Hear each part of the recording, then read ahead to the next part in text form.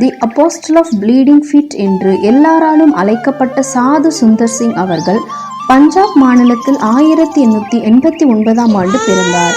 இவருடைய வாழ்க்கை நாடக வடிவில் இப்பொழுது காண இருக்கிறோம். அமர்ந்திருங்கள், அறிந்து கொள்ளுங்கள், அனல் பற்றுங்கள், ஆத்ம ஆதாயம் செய்ய தீவிரமாய் புறப்படுங்கள். சுந்தர், சீக்கிரம் எழுந்து சாமி கும்பிட ஆயத்தமாகு. சரி அம்மா. சீக்கிய குடும்பத்துல பிறந்த நீ தவறாமல் கீதையையும் இந்து வேதங்களையும் வாசிக்க வேண்டும். சரிம்மா. சீக்கியர்களாகிய நாம் தலைமுடியை வெட்டக்கூடாது. தவறாமல் தலைப்பாகையை அணிய வேண்டும்.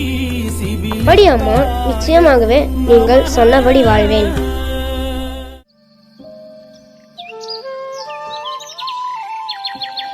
அப்பா, வழியில் வயதான பாட்டி பிச்சை எடுக்கிறார்கள். அவர்களுக்கு கம்பளி போர்வை வாங்க 5 ரூபாய் தாங்க. அவங்களுக்கு அதிக முறை உதவி செய்திருக்கிறேன். இந்த முறை வேற யாராவது உதவட்டும்.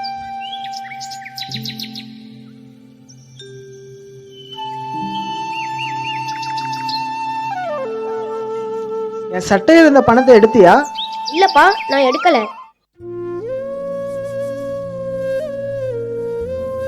திருடியதால் எனக்கு தூக்கமே வரல. அப்பாவிடம் சென்று உண்மையை சொல்லி எந்த தண்டனையா இருந்தாலும் வாங்கிக் கொள்ள வேண்டியதுதான்.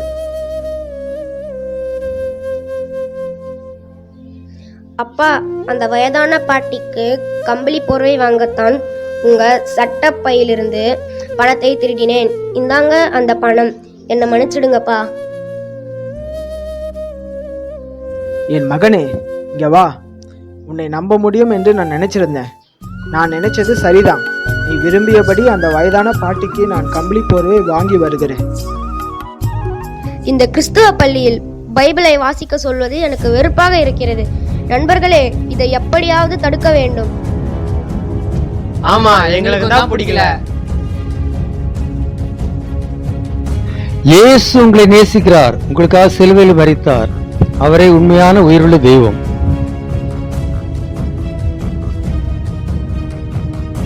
நண்பர்களே, வாங்க, உங்களை கல்லெறிஞ்சு விரட்டலாம்.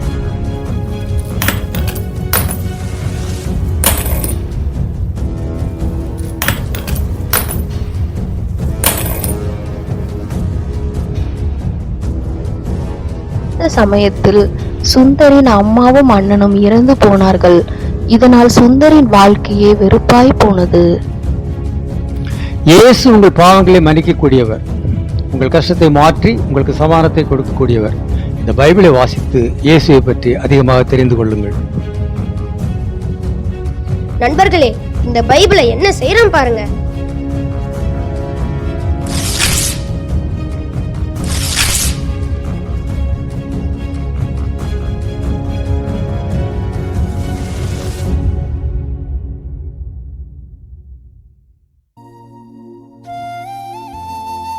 என் வாழ்க்கை வெறுப்பாகவும் கசப்பாகவும் மாறிவிட்டது.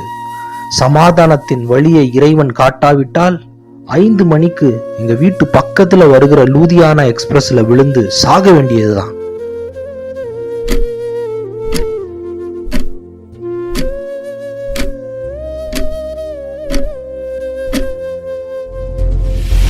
என்ன ஒரே வெளிச்சமாக இருக்கிறது? இது யாரோட முகம்? இது இயேசுவோட முகம். நீ ஏன் என்னை துன்பப்படுத்துகிறாய்? பார், நான் சிலுவையில் உனக்காகவும் முழு உலகத்திற்காகவும் மரித்தேன். இயேசுவே, உங்களை பார்த்தவுடன் எல்லா குழப்பமும், கோபமும், ஏமாற்றமும், நம்பிக்கை இல்லாத சூழ்நிலையும் மாறிவிட்டது. நீங்க தான் உண்மையான தெய்வம்.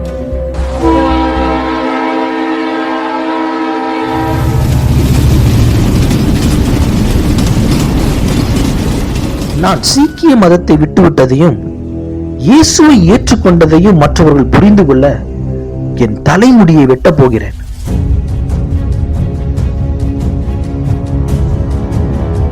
சுந்தர், என்ன காரியம் செஞ்சிருக்க? இனிமேல் என்னோட மகனே இல்ல. வீட்டை விட்டு வெளியே போ.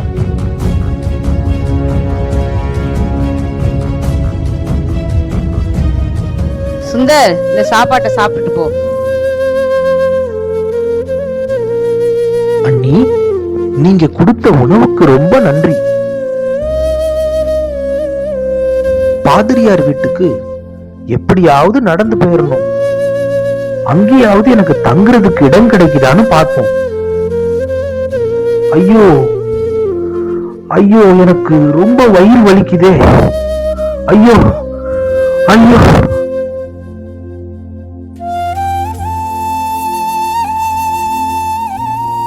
சுந்தர், சுந்தர், என்னாச்சு? உடனே சீக்கிரமா போய் ஒரு மருத்துவர் அழைச்சிட்டு வாங்க. பயங்கரமான விஷயத்த இவர் உணவுல கொடுத்திருக்காங்க. இவர் சாகுறது நிச்சயம். இவருக்கு மருத்துவம் பார்த்தா செத்ததுக்கு நான் தான் காரணம்னு சொல்லிடுவாங்க. நான் கிளம்புறேன்.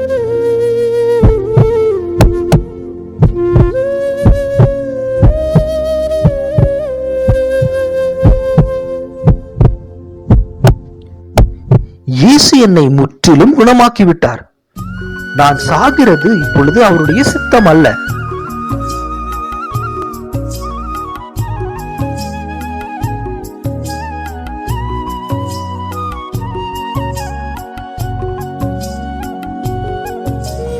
சுந்தர் வட இந்தியாவில் ஊழியம் செய்த போது நடந்த சம்பவம்.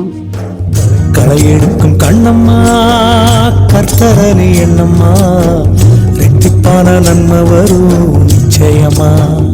உனக்கு ரெட்டிப்பான நன்மை வரும் நிச்சயமா. உங்க எல்லாருடைய பாவத்துக்காகவும் இயேசு கிறிஸ்து மரித்தார். அவரை நம்பும் போது உங்களுடைய பாவங்களை மன்னித்து புதிய வாழ்க்கையை கொடுப்பார். இந்த புதிய மதத்தை பற்றி கேட்க எங்களுக்கு விருப்பம் இல்லை.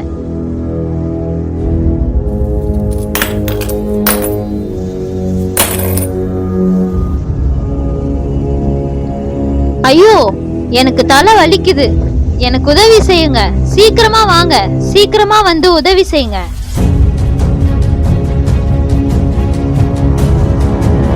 அறுவடை நேரத்தில் அறிவால் சும்மா இருக்க கூடாது. நான் உங்களுக்கு உதவி செய்கிறேன். கண்ணம்மா, கர்த்தரனி எண்ணம்மா, ரெட்டிப்பான நன்மை வரும் நிச்சயமா.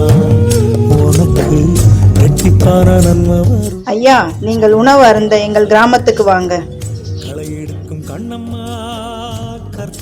இன்றைய அறுவடை முந்தைய அறுவடையை விட அதிகமாக இருக்கு. இந்த பரிசுத்த மனுஷன் நம்மோட அறுத்ததினால் தான் இப்படி நடந்தது. ஐயா, என்னுடைய நண்பன் மரித்து விட்டான், ஏதாவது கொடுத்து உதவுங்கள். இது எப்பொழுது நடந்தது? கொஞ்ச நேரம் முன்பாக தான் அவன் இறந்து போனான் ஐயா. இதுதான் என்கிட்ட இருக்கிறது, இதை வைத்துக்கொள்.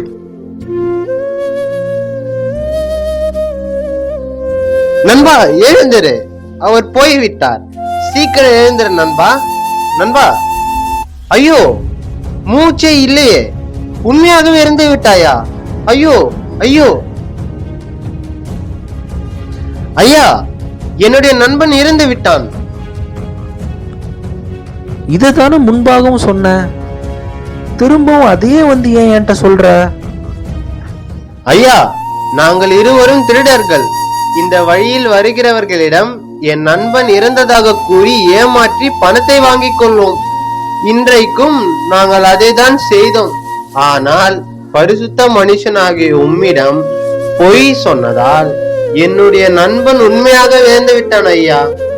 நான் செய்த தவறுக்கு மன்னிப்பே கிடையாதா? இயேசுவால மன்னிக்க முடியாத பாவம் அப்படின்ட்டு எதுவுமே இல்லை. பாவியின் தண்டனையை தான் இயேசு சிலுவையில சுமந்து தீர்த்து விட்டார். சுந்தரிடம் சத்தியத்தை கேட்ட அந்த திருடன் அவர் கூறிய மிஷன் தளத்திற்கு சென்று அங்கு முறையாக ஞானஸ்நானம் பெற்று ஒரு சபையில் அங்கமானார்.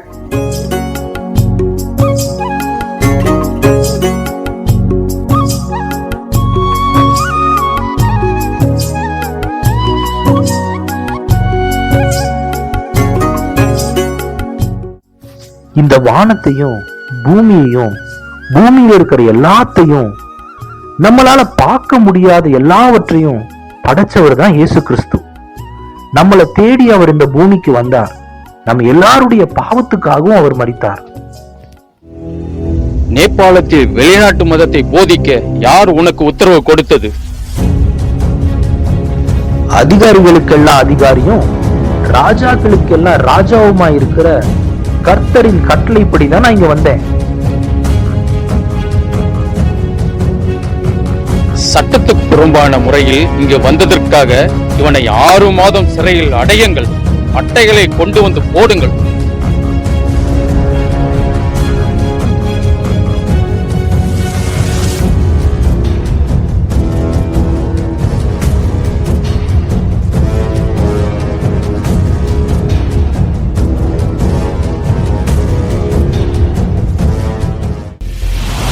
நான் இப்போ தனியா போய் ஜெபம் பண்ண போறேன். பொன்னான நேரம் இது, ஓ பொன்னான நேரம் இது.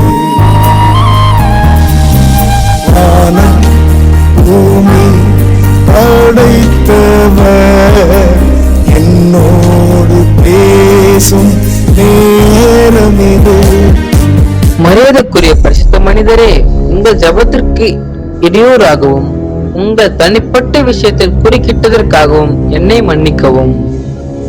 உங்கள் சுத்தமான சுயநலமற்ற வாழ்க்கை ஒரு ஆழமான தாக்கத்தை எனக்கும் மற்ற அநேக பக்தியுள்ளவர்களுக்கும் ஏற்படுத்தி உள்ளது. இவனுக்காக உங்கள் சரீரத்தையும் உங்கள் ஆத்மாவையும் அர்ப்பணித்திருந்தும் சில ஆயிரம் பேரையே உங்களால் ரட்சிப்பிற்குள் கொண்டு வர முடிந்திருக்கிறது. நீங்கள் ஒரு இந்து மத தலைவராகவோ அல்லது ஒரு முஸ்லிம் மத தலைவராகவோ இருந்திருந்தால் எவ்வளவு நன்றாக இருந்திருக்கும். என்னுடைய ஆலோசனையை நீங்கள் ஏற்றுக்கொண்டீர்கள் என்றால் 31 கோடி தொண்டர்கள் உங்களை பின்பற்றி உங்களுக்கு மரியாதை கொடுப்பார்கள். அப்பாலே போ சாத்தானே, நீ ஒரு ஆட்டுத்தோல் போத்திய ஓனா என்பது எனக்கு தெரியும். நான் சிலுவையையும் இந்த குறுகிய பாதையை விட்டுட்டு மரணத்துக்கு பயணிக்கும் விசாலமான பாதையை தெரிந்து கொள்ள வேண்டும் என்பதுதான் உன்னோட ஆசை. இயேசுவே என்னுடைய பங்கு. அவரே எனக்காக தன்னுடைய ஜீவனை கொடுத்தார். அவருக்காக என்னுடைய வாழ்க்கையை அர்ப்பணம் செய்வதே என்னுடைய வாழ்க்கையின் நோக்கம். அப்பாலே போ சாத்தானே, உன்னிடத்தில் உள்ள எதுவும் எனக்கு தேவையில்லை.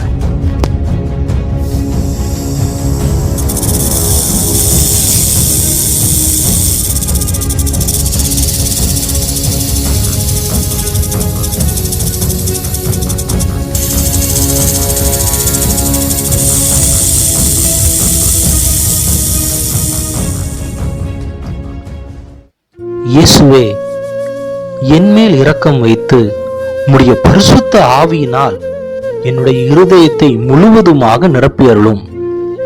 எனக்காக ஜீவனை தந்த நீர் என்னோடு இருப்பதே எனக்கு கிடைத்த மேலான ஆசீர்வாதம். என்னுடைய இருதயத்தில் வாழவே நீர் விரும்புகிறீர். அதற்காகவே இந்த ஆசையையும் கொடுத்திருக்கிறீர். உம்மையன்றி ஒருவராலும் அதை நிரப்ப முடியாது. உமக்கு விரோதமான எல்லாவற்றையும் என்னுடைய இருதயத்திலிருந்து எடுத்து போடும். என்னுடைய இருதயத்தில் நிரந்தரமாக வாசம் செய்யும். ஆமேன். பொன்னான நேரம் இது, ஓ பொன்னான நேரம் இது. இயேசு சுந்தரிடம் வந்து அவருடைய இருதயத்தை அவருடைய அன்பின் சாவியினால் திறந்து அதை முழுவதும் அவருடைய பிரசன்னத்தினால் நிரப்பினார். பூமி படைத்தவர் என்னோடு பேசும் நேரம் இது.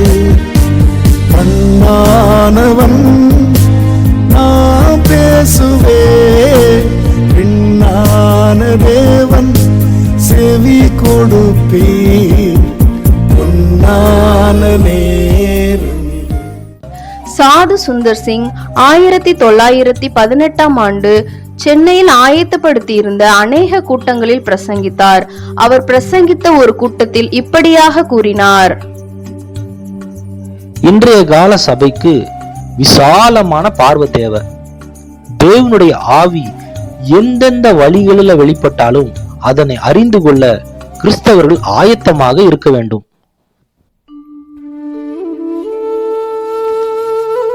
மனிதனுடைய மனதை உற்சாகப்படுத்தக்கூடியதும் ஆனால் மனித முயற்சிகளால் எளிதில் சென்றடைய முடியாத மலைநகரமாக திபெத் அமைந்திருந்தது. சுந்தரின் கண்கள் மீண்டும் மீண்டும் அந்த மலை நாட்டையே நோக்கி கொண்டிருந்தன. அங்கு வாழும் ஆண்களுக்கும் பெண்களுக்கும் பாவ மன்னிப்பின் செய்தியையும் நித்திய நித்திய ரட்சிப்பின் செய்தியையும் கூற சுந்தர் தீர்மானித்திருந்தார். முதன்முறையாக சுந்தர் தன்னுடைய 19ஆம் வயதில் செருப்பு அணியாமல் வெறும் காலால் நடந்து கல்லுகளாலும் பனிக்கட்டிகளாலும் காயப்பட்டு ரத்தம் சிந்தி திபெத்திற்கு சென்று நற்செய்தி அறிவித்தார். சுந்தர் 1929ஆம் ஆண்டு தன்னுடைய 40ஆம் வயதில் கடைசி முறையாக திபெத்திற்கு செல்லும் முன்பாக ரிடிலுக்கும் ரெபேக்கா பார்க்கருக்கும் கடிதம் எழுதினார். திபெத்திற்கு செல்ல இருக்கிறேன். இந்த பிரயாணத்தில் உள்ள கஷ்டங்களையும் பயங்கரங்களையும் நான் அறிந்திருக்கிறேன். நான் திரும்பி வரவில்லை என்றால் இயேசுவின் விலையேறப்பெற்ற பாதத்தில் நித்திய காலமாய் நாம் மீண்டும் சந்திப்போம். என்னுடைய பிராணனையும் நான் அருமையாக எண்ணேன்.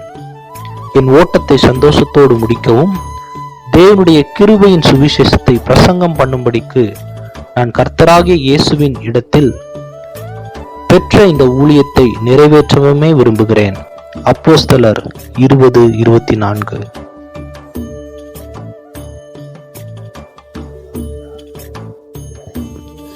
சுவிசேஷத்தை மற்றவர்களுக்கு கூறிக்கொண்டே சென்ற சாது சுந்தர் சிங் அவர்களை ஒருவரும் மீண்டும் காணவில்லை. ஏனென்றால் தேவன் அவரை எடுத்துக்கொண்டார். சாது சுந்தர் சிங் வாழ்ந்த காலத்தில் இவ்வாறாக கூறினார்: கிறிஸ்துவுக்காக இரத்த சாட்சியாக இறப்பது சுலபம், கிறிஸ்துவுக்காக வாழ்வது கடினம். 1-2 மணி நேரத்தில் இறந்து விடலாம், ஆனால் கிறிஸ்துவுக்காக வாழ வேண்டுமானால் ஒவ்வொரு நாளும் மரிக்க வேண்டும். சாது சுந்தர் சிங்கை போல நாமும் சாட்சியாக வாழ்ந்து ஆத்ம ஆதாயம் செய்து வானத்தின் நட்சத்திரங்களைப் போல என்றென்றும் பிரகாசிப்போம். இதற்கு தேவன் தாமே அருள் செய்வாராக. ஆமேன்.